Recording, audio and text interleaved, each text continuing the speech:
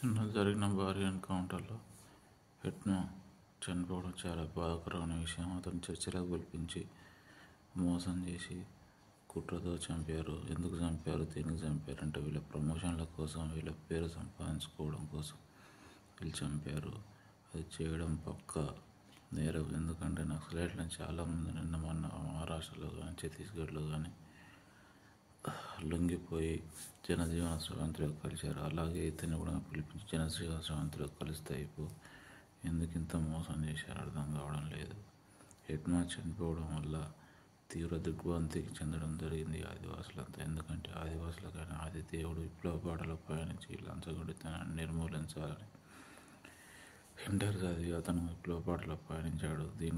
విప్లవ బాటలో పయనించి చాలామంది ప్రాణాలు కోల్పోతున్నారు. దీనికి అంత కారణం ఎవరు, గవర్నమెంట్ కాదు.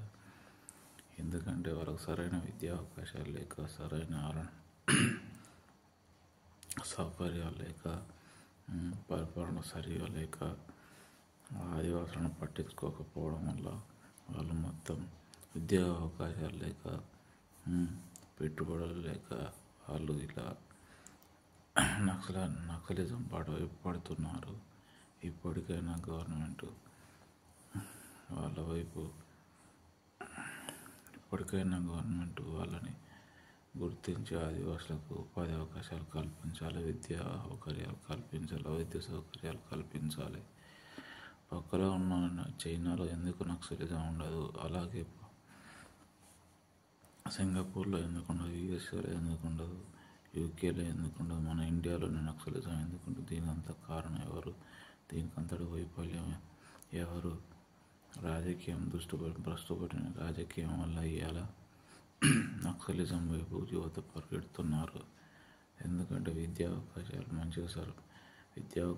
మంచిగా కల్పించి, వైద్యం కల్పించి, వాళ్ళకు సరైన ఉపాధి కల్పిస్తే ఇలా నక్సలైట్ల వైపు వాళ్ళు వెళ్ళారు. విద్యా ఉపాధి అవకాశాలు లేకనే యువత నక్సలిజం వైపు ఆకర్షిస్తున్నారు. ఇకనైనా గవర్నమెంట్ ఆలోచించి ఆదివాసులకు అందరికీ విద్యా ఉపాధి అవకాశాలు కల్పించాలి, పెట్టుబడులు తీసుకురావాలి, కంపెనీలు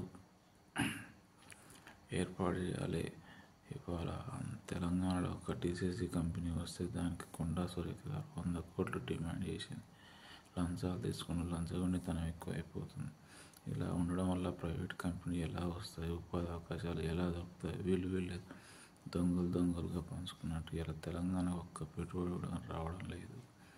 అందుకని నేను ఒకటే కోరుతా ఉన్నాను. ఎందుకంటే ఇలా పెట్టుబడులు వస్తే ఉపాధి అవకాశాలు పెరుగుతాయి, గవర్నమెంట్కి ఇన్కమ్ వస్తుంది, అభివృద్ధి డెవలప్మెంట్ జరుగుతుంది, ప్రతి ఒక్కరికి ఉద్యోగాలు దొరుకుతాయి. అందుకని పెట్టుబడులు రావాలి, పెట్టుబడులను ఆకర్షించాలి. పెట్టుబడుల వల్లనే ఇలా ఉపాధి అవకాశాలు దొరుకుతాయి. యూత్ అనేది దొంగతనాలు కానీ, గంజాయిలో కానీ, అదేవిధంగా నక్సలిజం వైపు కానీ పయనించారు. వాళ్ళకు సరైన మార్గంలో పయనించాలి. ఉపాధి అవకాశాలు, విద్యా అవకాశాలు, తర్వాత వైద్య అవకాశాలు, ఈ 3 సక్రమంగా ఉంటే ఎవరు అక్రమంగా వేరే మార్గంలో పయనించారు. ఇలా గంజాయి బ్యాచ్లు ఎక్కువైపోయినాయి. దీనికి అంతట కారణం వాళ్ళకు ఉపాధి అవకాశాలు, వాళ్ళకు సరైన పద్ధతిలో మార్గంలో పెట్టక, వాళ్ళకు సరైన ట్రీట్మెంట్ ఇవ్వక, వాళ్ళకు సరైన క్లాసులు, సైకాలజికల్గా వాళ్ళకు క్లాసులు ఇస్తే వాళ్ళు గంజాయి నుంచి తప్పుకుంటారు. వైజాగ్లో కానీ మొత్తం గంజాయి బ్యాచ్లే ఉన్న కొండ ప్రాంతాలలో ఆదివాసులు మొత్తం గంజాయిలకు ప్రోత్సహిస్తూ ఉన్నారు. ఈ గంజాయి వల్ల మొత్తం యువత మొత్తం చెడిపోతూ ఉంది. అందుకే పెట్టుబడులు రావడం వల్ల, పెద్ద కంపెనీలు రావడం వల్ల యువతకు ఉపాధి దొరుకుతుంది. ఇవాళ దుబాయ్కి వెళ్ళిపోతాను, ఇక్కడ ఉపాధి లేక దుబాయ్ వెళ్ళిపోయి అక్కడ ఇండియన్స్ చాలా ఇబ్బంది పడుతూ ఉన్నారు. అందుకనే పెట్టుబడులు ఎంత తీసుకొస్తే అంత మంచిది. పెట్టుబడి ఉండడం వలన దేశం అభివృద్ధి చెందుతుంది. Thank you.